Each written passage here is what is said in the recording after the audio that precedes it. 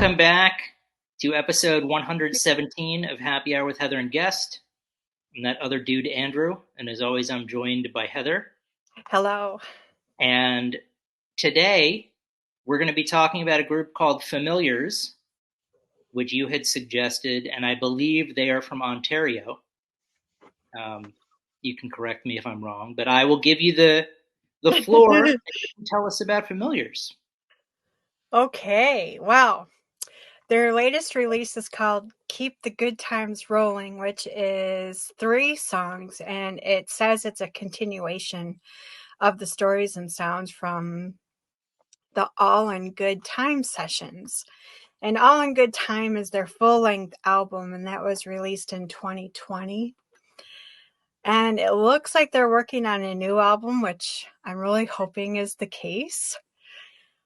But we can enjoy Keep the Good Times Rolling while we wait for the new album. And I saw descriptions of their music like fuzz, shoegaze, heavy psychedelic, hard rock, stoner gaze, which I hadn't seen before, a mixture of stoner rock and shoegaze. And I also saw Canadiana, which I looked up, and that actually sounds like the perfect description. It's described as a music genre that represents the musical identity of Canada. It encompasses a wide range of styles from folk to rock to alternative, all with a distinct Canadian twist. That's kind of cool because we have Americana and they have Canadian. Now I can't say it. Oh, good. To me, they have a heavy blues and a heavy folk vibe, especially the guitar and then shoegaze type vocals. And I thought the vocals were very reassuring and peaceful. And then with the heavy bass and the tone of the guitar, it creates this really unique sound. There's just something about it that makes me want to listen to it over and over. And actually, I listened to the album on repeat this entire week when I was in my car driving back and forth to work. I saw someone describe their sound as a mixture of Atomic Rooster and All Them Witches. And I thought that was pretty interesting because All Them Witches has that dark blues sound. And they're the band that actually got me interested in stoner music. And maybe that's why I like this band so much. Their name, Familiars, could mean a servant to a witch, but to me, I think it means a close friend or an associate, someone who brings comfort. And I know you like to try to find meaning in band names, and I'm curious what you thought the meaning might be. Yeah, well, so because the I listened to the single, which had 3 tracks: Erebus versus Terror, Sam Squatch, and Wendigo. So based on the titles of the tracks, I went with Familiars being the servant of a witch that takes animal forms, just because it seemed thematically to go with the rest of the songs. Um, but I think this is one of those cool things where it could, because the music is very welcoming and soothing, that it could be just an ironic, choice that it also means a dangerous servant of a witch. Um, so yeah, I'm glad you actually, because I was going to talk about the band name as well. Um, and then yeah, keep the good times rolling. And I looked up. So an Erebus is a god of a dark region of the underworld and the personification of darkness. Erebus is one of the primordial beings in the Greek creation myth. So that was interesting because it says Erebus versus Terror is the name of the track. Um, so we start off with a description of a primordial being in the Greek creation of the personification of darkness. So thematically, it fits with Familiars being the servant of the witch or a witch. And then Sam Squanch was probably my favorite track to listen to, just because of the riff and the vocal delivery. the way the song was constructed. Now, this is when I spoke to you previously off camera, and I said that it reminded me of like an 80s hard rock or metal band that went stoner, or not even, but like an 80. I was trying to think like if you made Depeche Mode a stoner band, would that be what I'm listening to? And I couldn't crack what it was. Uh, and then I posed the question to you, and what did you come up with? Great White. Great White. Yeah. Now, I was only ever familiar with the song "Once Bitten, Twice Shy," which this does not remind me of. Mm-mm. But I don't know their catalog as much.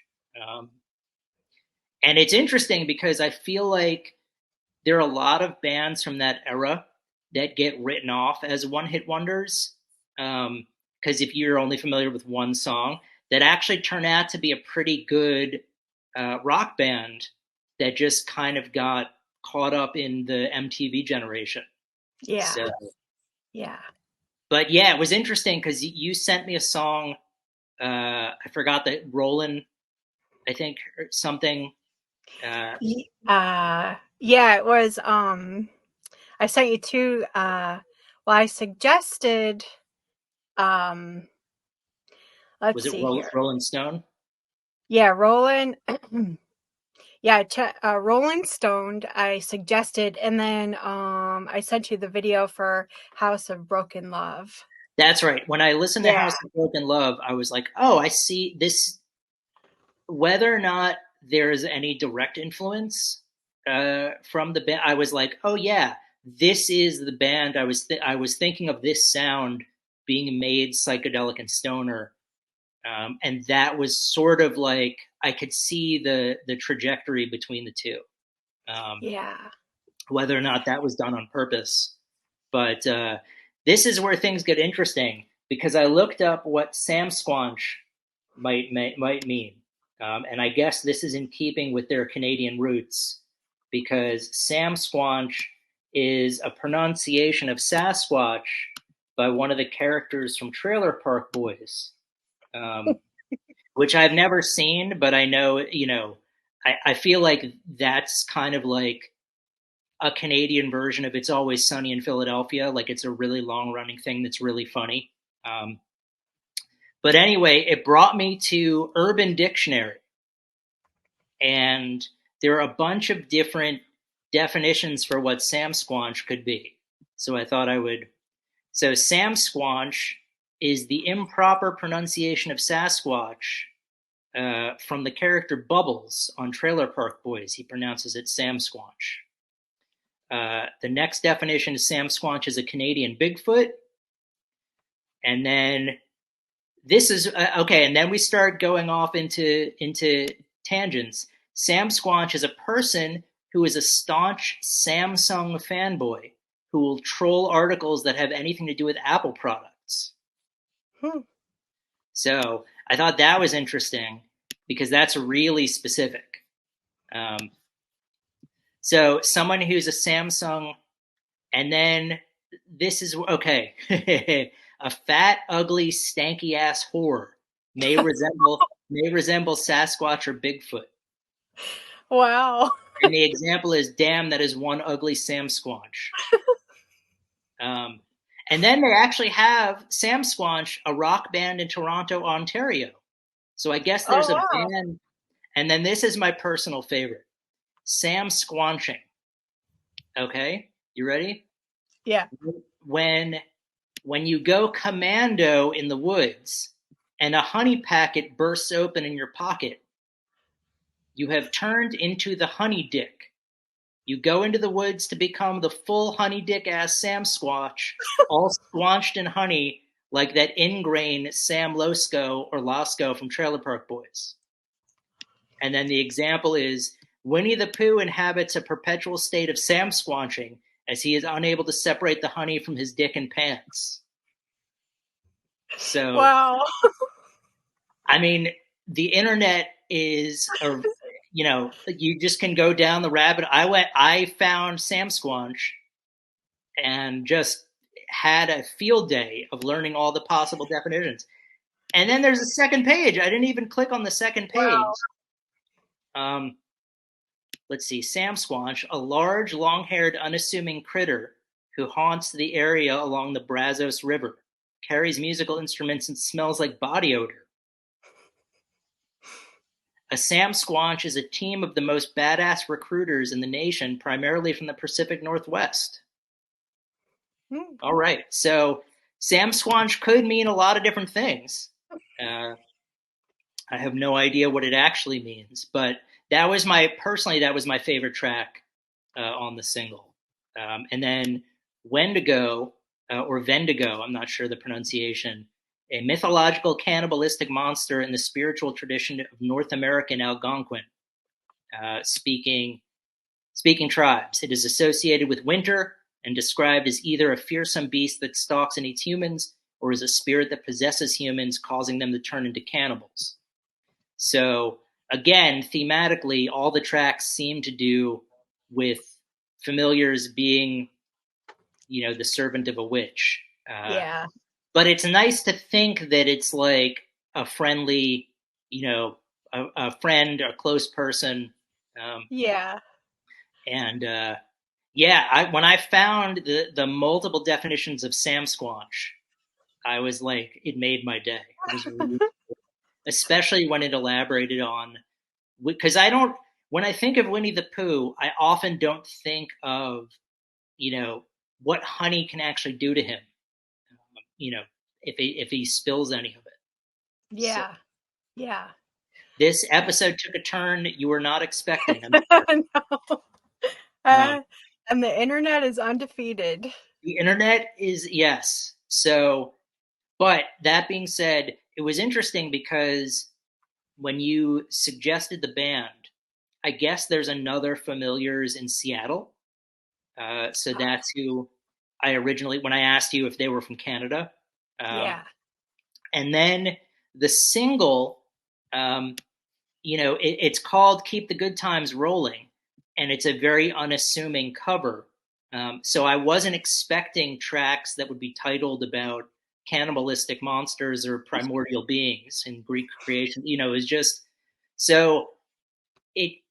I'm wondering if there's a certain amount of irony, like with Anthrax, for example, playing heavy metal music but talking about lighthearted or more lighthearted stuff. Yeah. So I'd be curious to know, like, what the because Familiars, just reading about some of this stuff, they named a track Sam Squanch.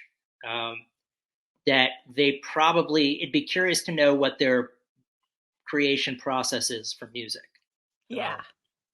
But well done again. I mean, it's what I love about this is like I can't think of bands that we've listened to that have sounded like another band we've listened to already.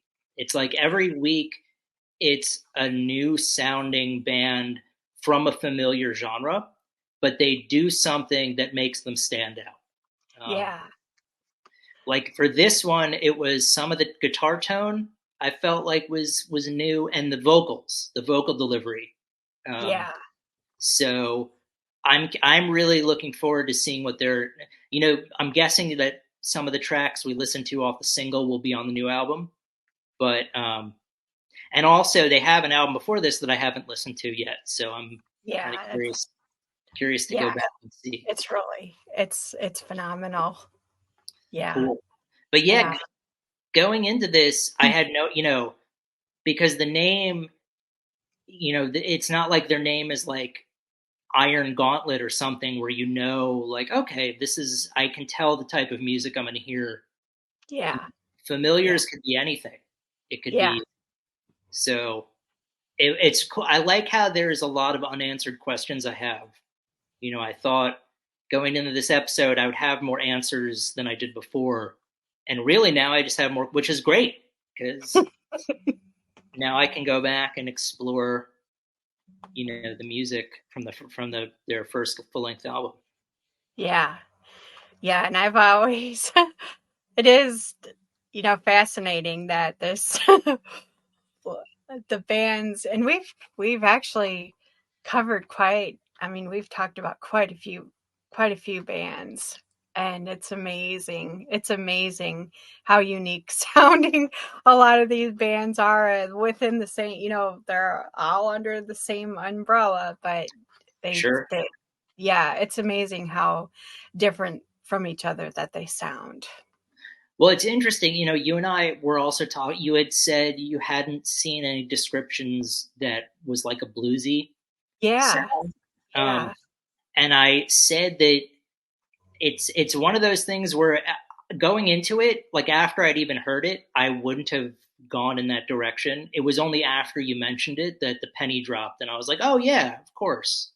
Um, yeah. Like, yeah, that kind of surprised me.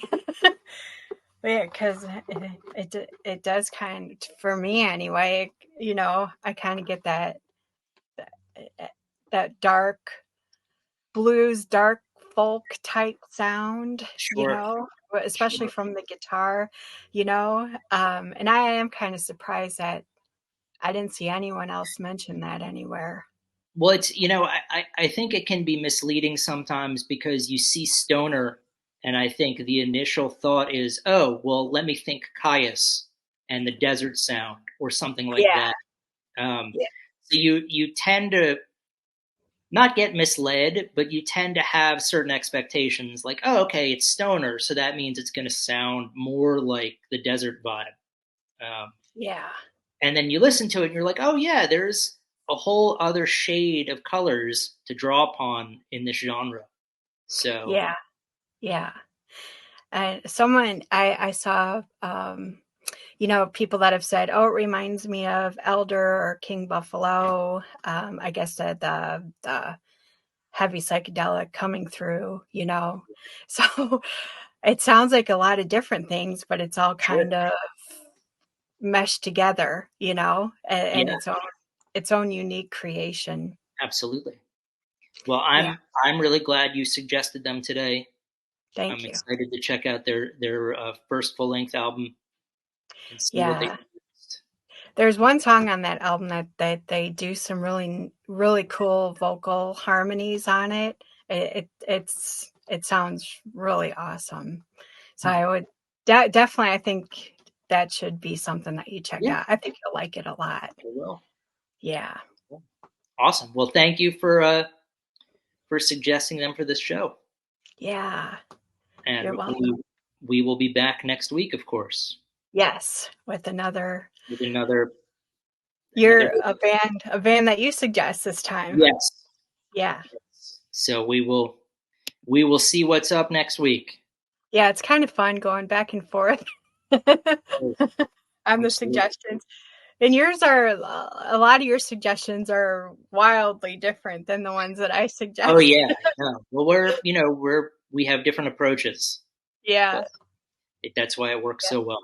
yeah, All it's right. fun. Well, we will be back next week with another set of jams.